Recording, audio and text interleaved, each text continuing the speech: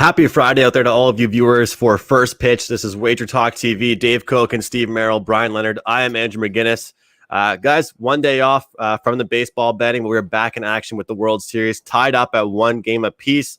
Brian, I'll start with you. How are things, man? Everything's good. Looking forward to what looks to be a hell of a baseball game tonight, and big weekend up for NFL and college football. I'm excited.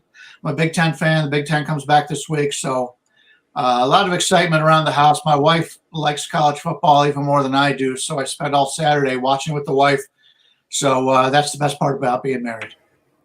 That's perfect. What about the NFL? Is she just more of a college person? She doesn't care about the NFL at all. And, many times when my season's been going this year in the NFL, I'm not caring for it too much either.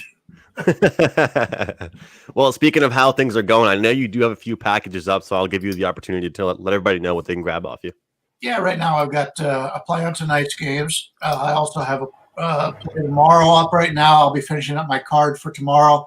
And then I believe I've got 4 plays in the NFL.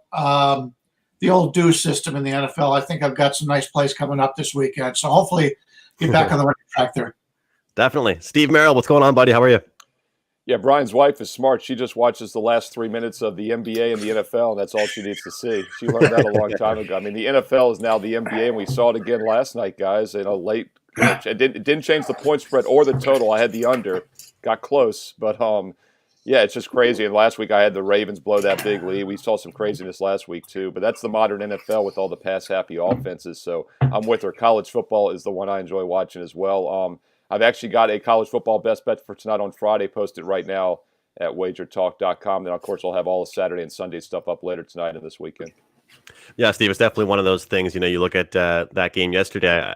I had a teaser yesterday for the Giants and the over, and I heard, obviously, if you had a teaser in any way, you actually cashed a ticket last night off that last-minute TD there. Yeah, 4-0 to whichever way it was. And, I told myself all day long, I was like, you know what? I feel like the Eagles are going to win somehow, but it's not going to be by much. And I was actually tempted to figure some type of way to get a money line parlay same game with that over teased. But then I figured, you know what, the Giants, I'll get them up to plus 10.5, get that over 38.5. And of course, like you said, game didn't really mean much until the fourth quarter. But for as crappy of a game as it was an entertaining game, and I was explaining to my girlfriend, I was with my friends watching the game. She's like, how's the game going? I was like, it's just weird. It's just a weird game. I couldn't really explain how it was. Dave, we're back in action here in the MLB tonight. How are you? Good. I didn't have anything yesterday, and I've already wrapped up a perfect Friday because I played the side and total in the Kiwoom game with Doosan this morning in KBO. Won them both. It was a really important game, and got it right, 6-2 victory. So right side and the under.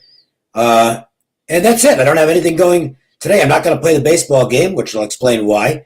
I don't have anything on either football game, but I do have 5 college football games for tomorrow. One of those is a free play that's been up all week and is still available on my homepage. And I've got a 5% play in the NFL on Sunday. Looking to stay perfect on the season on those. I would suggest getting a package because then you get all the plays. I mean, if you want to pay $40 for the 5%, that's fine, but you're better off getting a 3-day pass and get everything I've got. And, it's been a good run, so hopefully we'll continue that way. Yeah, and 3-day pass right now, just $49. On 5% play is $40. So do the math there.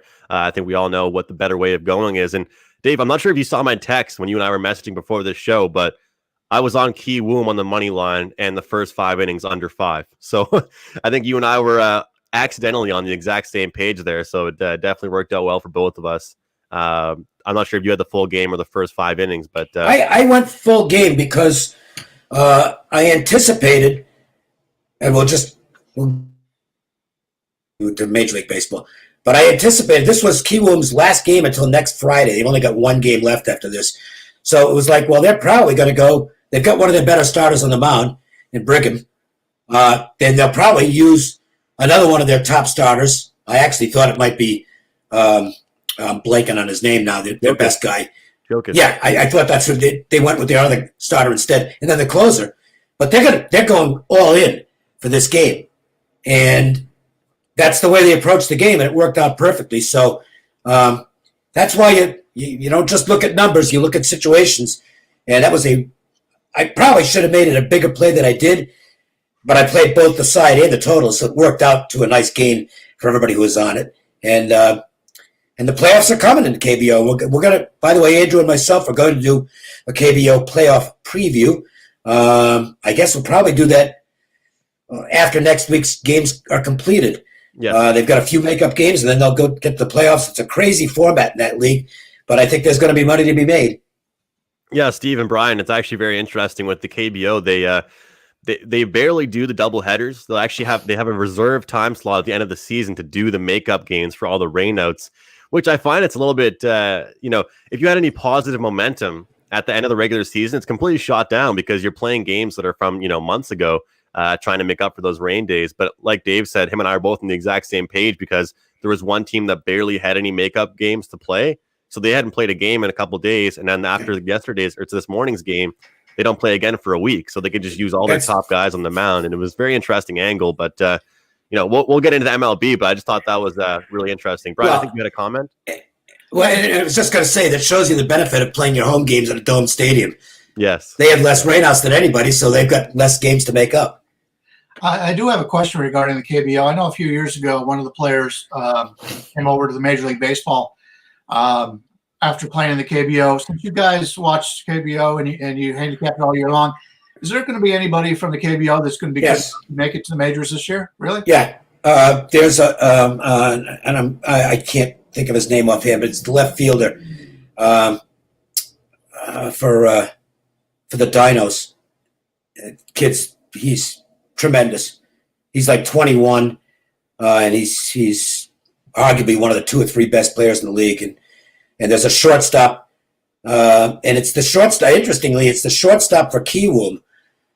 They signed Addison Russell, and they moved the shortstop over to third base. That lasted for about a week, and they moved the kid back to shortstop because he's a really good player. And in their biggest game of the season yesterday, Addison Russell sat on the bench. He's been a complete bust down there. He's hitting like 250. He has no homers. His defense has been porous. The Cubs knew what they were doing, getting rid of that dope. And I think his days, I think he's going to be an independent ball player by next year. I don't think he'll get picked up in KBO, and he sure isn't getting back to the majors. And considering he's a wife beater, screw him anyway. I hope he has I hope he never sees the light of day in the majors again.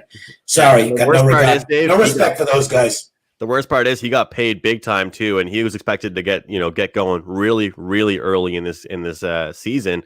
The second that he was the reason there and never really did. A lot of people, including myself, said, "Boy, when they get Russell, they're going to be the best team in this league," and it actually hasn't worked out that way at all.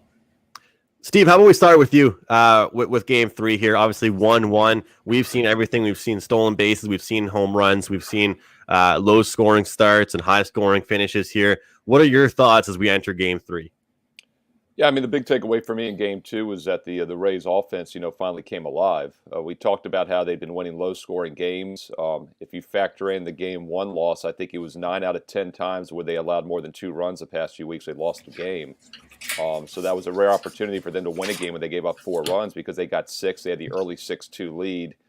But they got some hits finally. In fact, that's the first time in those past 10 games that they had more than 8 hits. It was only the second time the past 11 games they had more than 7 hits in a game. The Dodgers, meanwhile, it was only the second time the past 10 games they had less than 8 or 9 hits. They only had 5. So we'll see if this day off works. I think it actually comes at a really good time for the Dodgers. They have been a momentum team. I mean, we saw that with that huge late rally in the Game 2 of the NLCS. They came out and scored 11 in the first inning of Game 3, won 15-3, and then they came out really flat in Game 4. So I think the day off here, if it is a factor, probably somewhat benefits the Dodgers. Obviously, both bullpens will be extremely fresh. We've talked about how strong both of these bullpens are. And, something we all kind of agreed on at the end of the show the other day on Wednesday before Game 2, that we talked about how the first 5-inning over-under was lower than the projected 4-inning over-under at the end of the game. And it just didn't make a lot of sense. And they got some runs there early in that game. So it'll be interesting to see how this one plays out. Yeah, I'll move to you, Dave, just on your thoughts based off what we've seen in the previous two. I mean, like Steve said, I think with both these teams, the thing I've been most impressed with, and I've said this countless times, is the ability for the Rays to win low scoring and both high scoring games as well. And they certainly found their offense a little bit. But now as we approach this, Dave, I don't want to buy too much into it, but like Steve said, I agree with him where this might be a positive thing for that, even just the 1 day off. Yeah, and we'll have to see if the Rays, now they got away from their strikeout tendencies in the second game, but they weren't facing a big strikeout pitcher. So do they go back to being a no-contact team now that they are facing a high strikeout pitcher tonight in Walker Buehler? That's one of the confusing aspects of this game to me. I think the Rays, to me, the Rays, even if with the day off, I think that was just a huge momentum boost for them to go out, and they got outclassed in the opening game. And it looked to a lot of people, and you heard the talking heads on TV, well, this is going to be an easy series. And, of course, they were wrong as usual. And Tampa gets it back in the second game. But they had a better approach at the plate in the second game, and the most important thing perhaps is Brandon Lau, who's had an awful postseason, hits 2 home runs, and that is a big key to their lineup because they've got to have somebody other than Arozarena who's providing offense. It's been Arozarena and occasionally Choi, and on rare occasions Zanino of all people. But they need that guy in the 2-hole getting some stuff done. So I think that's a good sign for Tampa. Another good sign for them is they got Charlie Morton, who is, he's just establishing himself as one of the better postseason pitchers you ever want to see. This guy has been absolutely sensational since he became the new Charlie Morton. I mean, Charlie Morton, he's had 2 careers. One career was as a fringe starter who was just barely a big leaguer. And then he figured something out, increased his velocity, and he's become, over the past 4 or 5 years, I mean, if he'd have done this his whole career, he'd be a Hall of Famer. That's obviously not going to be the case, but boy, I mean, he's tough right now. No question about that. As far as Buehler goes, I'm very uneasy with Buehler because he continues to have command issues. I got to tell you something. If you're walking guys at the rate Buehler is, no matter how good your stuff is, you are walking a tightrope because it only takes one well-timed hit and you're giving up a crooked number. So I'm very uneasy with him, to be honest with you. This game has me completely baffled. I don't mind saying that because sometimes you just can't pick a winner. I made the line Dodgers 165 and 7.5. Go with that if you want. I think it's a good number that I made, so it would indicate a little bit of value on Tampa and a little bit of value on the under, but it's not enough to get me to take. See, the way I approach this, and I don't want to make this into an encyclopedic thing, but the way I approach this, and with my customers, it's the same way. I'm a conservative player. Okay, I don't need action to have fun watching games. And unless I've got what I feel is an edge that I am comfortable betting my own money on, I'm just not going to give it out as a selection.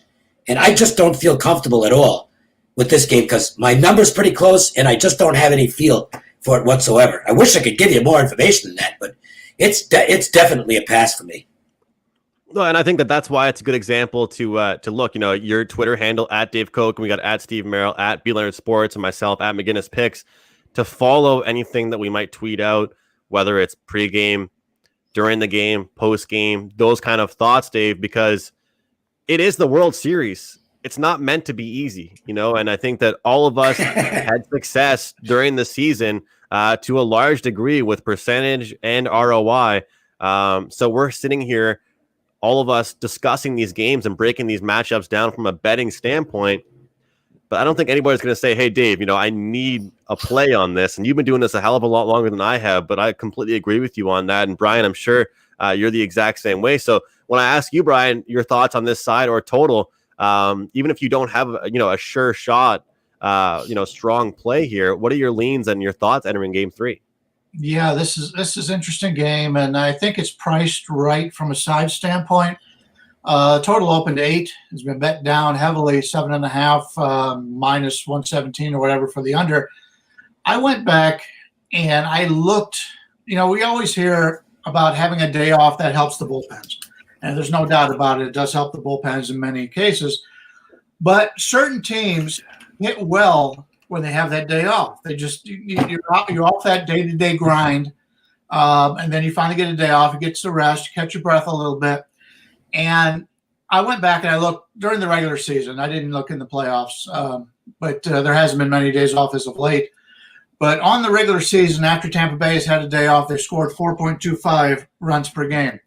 The Dodgers, after a day off, 6.75 runs per game after a day off. There's so many people love this pitching matchup between Buehler and Morton with a line of 7.5. Go back, not only the first two games of this series in which they scored 10 and 11 runs, these two teams faced each other 4 times last year, 15, 12, 9, 10. All much more than the 7.5 they've had here. Obviously, it's a 6-game sample size, very small, but it shows you when these two teams get together, they do some hitting. With the Dodgers coming up with that 6.75, that's pretty impressive. I like both these starting pitchers. Problem is the line right now is begging me to bet the over, and I think I'm going to get there. I haven't raised it to clients yet. I'm going to do a little bit more studying on it, but that's what I'm looking at right now is a higher scoring game. Two competitive offenses. We've seen Tampa Bay is really up and down depending on the game they play, but the Dodgers are a team that at any time could put up a ton of runs, and with a total this low, I think it's worth a shot on playing the over here.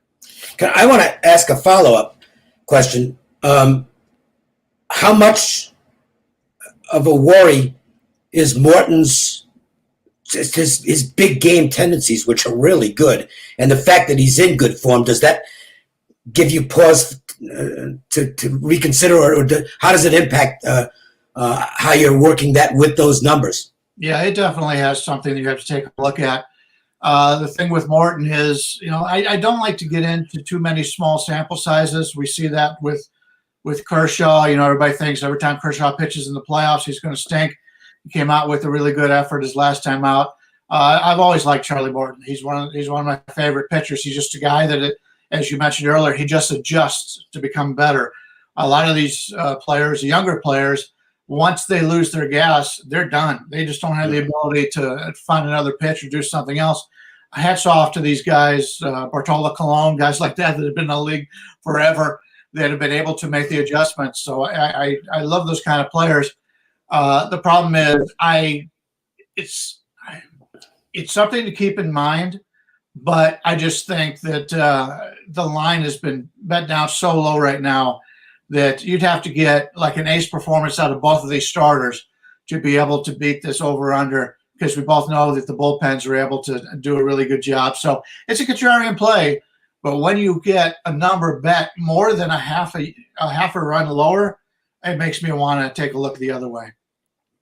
I tweeted out during the previous game, in game 2, I was just like, who waited too long to get it on this in-game over? And I had one of those like pictures of someone just pointing at themselves and saying, this guy, because it was me. I was waiting for that perfect in-game over spot. And sometimes you get a little too greedy and you're trying to wait for that perfect, really low number. And all of a sudden the game just blew up right in front of my eyes. And I was like, well, I missed that opportunity. But somebody commented today asking about that no run first inning prop.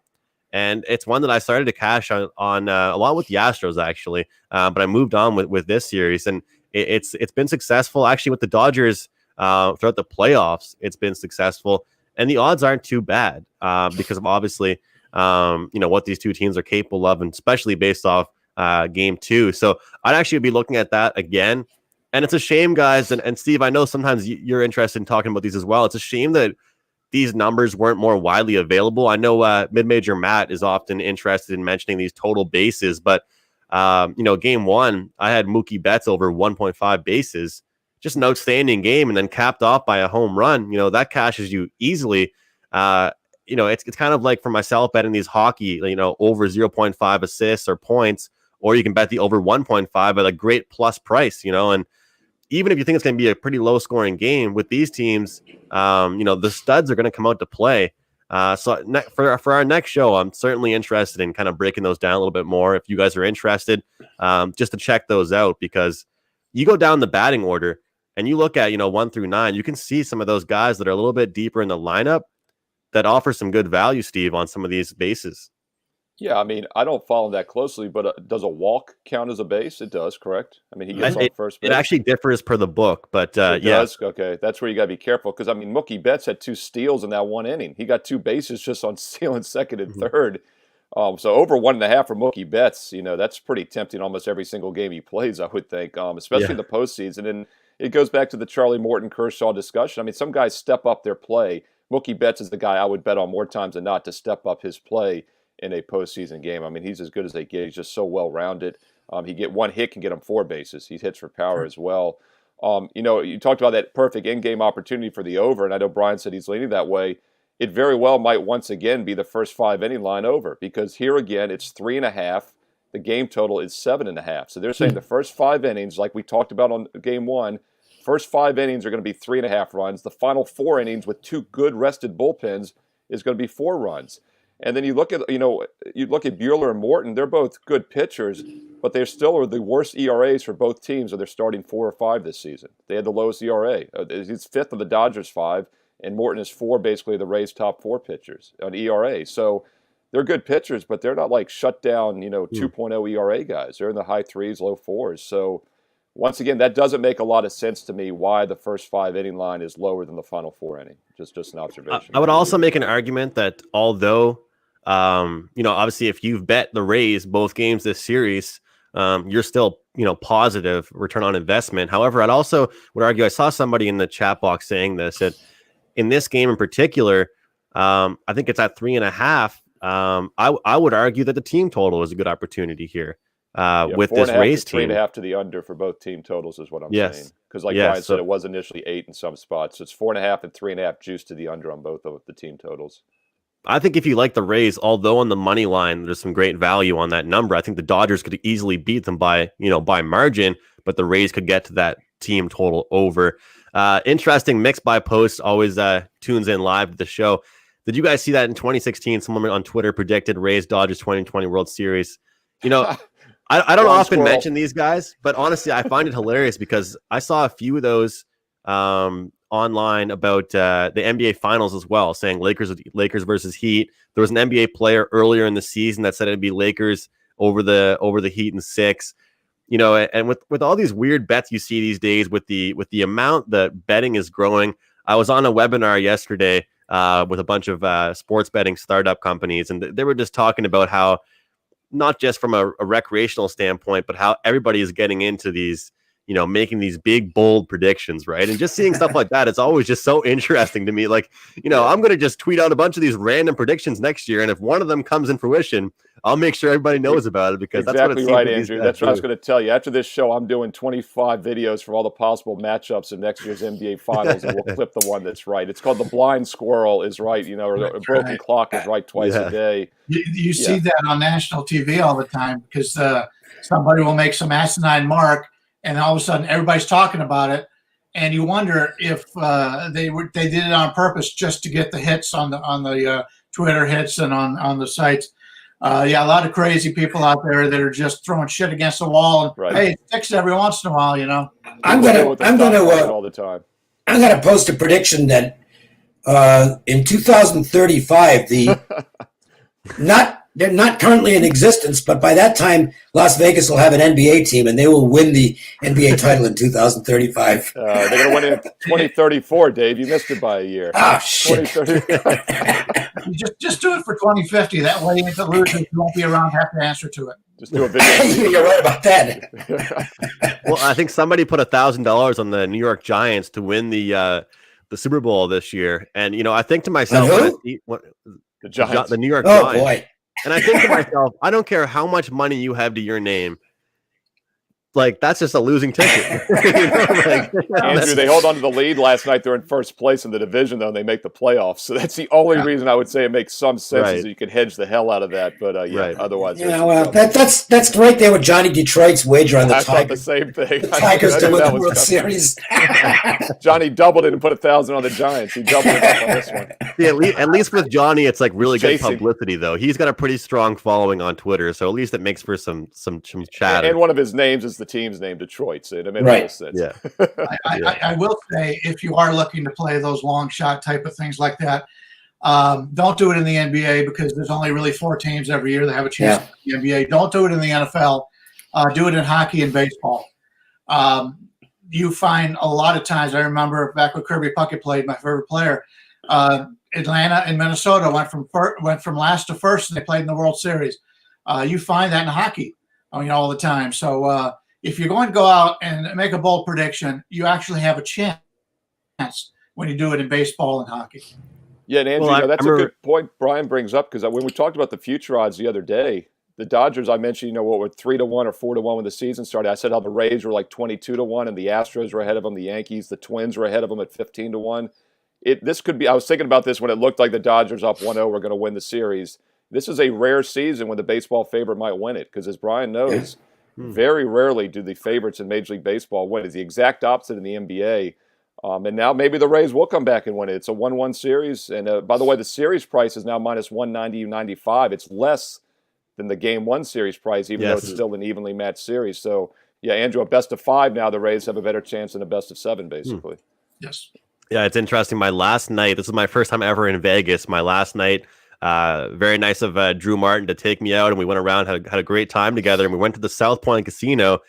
And I said, all right, Drew, just for fun, for a good little souvenir here, I'm going to take it back. I'm going to get a future ticket on the March Madness, hang it up on my wall, my house with my buddies, and, cheer on that future bet. Well, March Madness never happened. Here I am with this ticket hanging on my wall. Mail that in for the refund before the 180 days expires. You can't hang it on the wall because you got to give it back. I called up Drew. I was like, so is this going to expire on me, or should I mail it to one of the WagerTalk guys, or it turned into just $100 souvenir at this point, Steve? $100 souvenir? Hell no. I thought that was a $5 or $10 souvenir you were talking about. Yeah, I'm not in favor of $100 wallpaper. No. I'd mail that back in. Me either. And I thought Kansas had a good shot at winning the whole thing too. Guys, before we wrap things up, I didn't mention what I have, but I have a 3-pack up in the UFC. Also, just my second 5% play in the NFL on Sunday with one of my bigger write-ups I've had so far on the season. So included with some pretty good analysis there on the game as well. That's up at WagerTalk.com. And let's just go around the horn. We'll start with you, Brian. Just a little recap of what you have at WagerTalk. Yeah, I've got right now. I've got a play on tonight's games, play on tomorrow, and a play or nothing yet up on Sunday. But they're all going up today. Probably 4 NFL and 3 to 4 college. So everything will be up probably at the end of the day today. Steve? Yeah, actually, got a Friday night football best bet, a strong college football best bet tonight. I don't have too many of these Friday nighters, but I like one of the games this evening to have a huge card this Saturday and Sunday, obviously, for college and pro football. And also did some free videos earlier this week with Rob Vino for some college and pro games, and also did a video yesterday where I looked at 3 of the big national TV games for Saturday college football and gave some free leans in all 3 of those. So that's all on Wager Talk TV and also on my page, Steve Merrill at WagerTalk.com. Yeah, guys, definitely be sure to check out Brian and Steve and Dave on their college football. I really enjoy college football. I enjoy watching it. I'll recreationally wager on it a tiny bit. I do not handicap it. I'm just handicapping college basketball. I'd rather just stick with the NFL for now. But definitely check out Dave, Steve, and Brian doing great work so far in the season, especially with all the cancellations. I'm not going to make any more jokes about that. I know everyone's kind of got their fix on Dave, and he's had some smiles. He's getting old at this point. But hey, I think I've become the Grim Reaper in college football. If I give out a game, there's a good chance it's going to get canceled. I already had one this week because I had New Mexico plus the points, which I really like that play too. And that game is canceled, no makeup. Wow. But excuse me, I do have 5 college football games up. One of those is a free play. You can get that at my homepage right now. 1 NFL 5% play. probably going to have a KBO play for Saturday morning on an underdog that I think is quite live. And I think that's it. Sweating my golf matchups. As far as free plays go, actually, I have one up on my page as well, Dave. UFC free play, and the free play I have up at my website, wt.buzz/am, is on the main event with Gaethje versus Khabib. So if you want to grab that, interesting. Obviously, it's a huge fight. They're calling it one of the biggest fights of the year, biggest cards of the year, probably the most bet card of the year. So it's a free play on the main event. So if you don't want to buy a pick on the main event, you can go over to my profile page and grab that. Also, I want to tee up the prop show. Myself, Andy Lang, mid-major Matt. It's at 4 p.m. Eastern. We're diving into one or two specific props on today's show, and we all have several to go over. Of course, we'll touch a little bit more on the MLB game with props. And of course, we'll go over some NFL action for NFL Sunday. And then tomorrow, I'm really, really excited. I'm making my debut on Andy Lang's show, UFC Fight Night Live. However, it's not a fight night. It's going to be in the afternoon. And we're just going to be super casual. The show is brought to you by WagerTalk, but is on a brand new YouTube channel called UFC Fight Night Live. We're just going to, chat, interact with the viewers, give out some wagers, and react to the fights live while we're on the air, and possibly have a few mixed drinks in the process. I'll be sure to troll you in the comments section. What time are you guys on? Well, if I get too many drinks in me, I won't even see the comments, so that it won't even matter. Dave, you were going to make a comment? Oh no, just on one of the. I've played 4 golf matchups at the Zozo. All my matchups are tournament matchups. If you want to play them each day, you can. But it's always a nice sign when one of the guys you went against gets so disgusted that he snaps his club in half on the 18th hole, which Rory McIlroy did yesterday. I went against McIlroy, and he had a bit of an issue on the 18th hole yesterday. He hit a tree, and the ball bounced back like 150 yards, and then he hit another bad shot. Ended up with a double bogey, and one of the clubs that was in his bag is no longer in his bag because he did one of those deals, and it's like, I like being on the opposite side of that guy. Did he snap it on his knee, Dave, or on a tree? Yes. Yeah, he snapped it right over his knee. That's a little risky, man. I'll tell you what. Baseball bat. Well, I can tell you, Rory survived. The club didn't. That's impressive. Dave, I got to thank you for that winner for last week, actually. Your matchup, I think you faded Woodland, and that was... No, I was on Woodland. That was the one I lost. Well, that must have been a couple weeks ago then. A couple weeks ago. What were you on last week? I tailed you on one win. I won with Cameron Smith. And I lost the Woodland matchup, and I lost it badly. I mean, Woodland was just awful last week. And apparently he has an injury that I wasn't aware of because he was 3 under through 7 holes yesterday and withdrew with back issues. So I didn't know about nobody knew about it, obviously. And he looks like he might be sidelined for a bit. Before we sign off, Dave, that course last week in Vegas was beautiful. I mean, that was... It's an amazing course. I've played that. So have I. Shadow Creek is just gorgeous. Yeah. I've only golfed like 5 times in my life. One of them was there. I went with Ralph Michaels. He was a high roller at Treasure Island at the time, and Treasure Island's ownership owned that.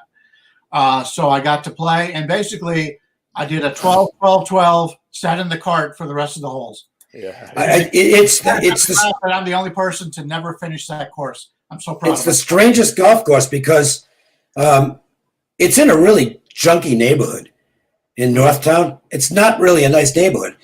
And it's, it's just, there's nothing there. And all of a sudden, you turn in and you drive on this dirt road, and then you get out of the car and you think you're in Oregon or something. It is absolutely gorgeous. I thought I was in North Carolina. There's pheasants. There's all these other animals. I'm thinking, holy shit, it's like you're going to a different planet. Yep. Not used to that in Vegas, track out there in Vegas. You drive for a half hour in the middle of nowhere until you hit the NASCAR track. I did that back in 2008 to see the race. I used to live out there by the NASCAR track. Yeah, so maybe it's more developed now. That was 12 years ago, but we went for a while. I think we passed an Air Force base, a couple of UFOs, and then we found the racetrack. There you go.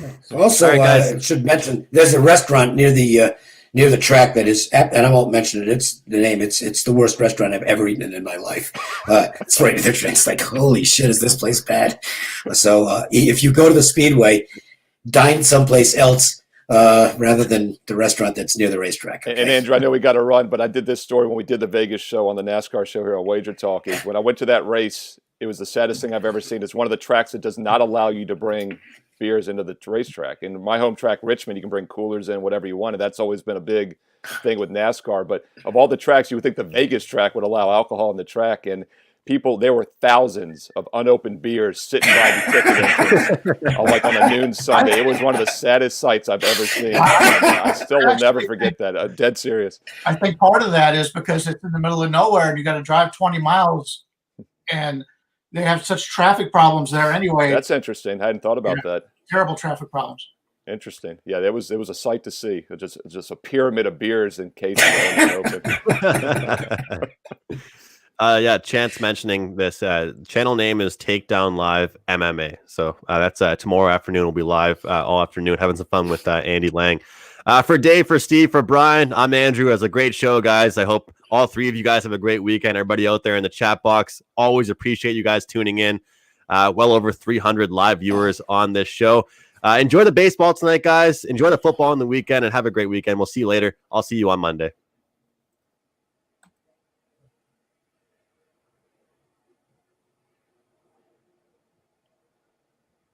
I can't remember the name of the restaurant actually, but it's like, oh my God, it was just unbelievably bad.